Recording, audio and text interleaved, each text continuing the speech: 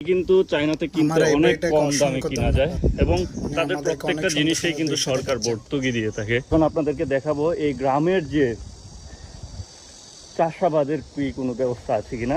আমি কিন্তু একটা এই মাঠের মধ্যে চলে আসছি। হ্যালো নিহাও, দেখছেন তারা কত ভালো, কত আন্তরিক।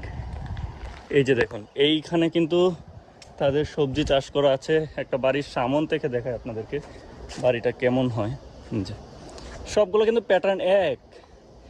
আপনাদের মনে হচ্ছিল না যে এগুলো প্যাটার্নে একরকম, ভিতরে কি আছে এই জিনিসটা দেখার জন্য আমি কিন্তু সব কিছু আপনাদেরকে ডিটেলস দেখানোর চেষ্টা করি।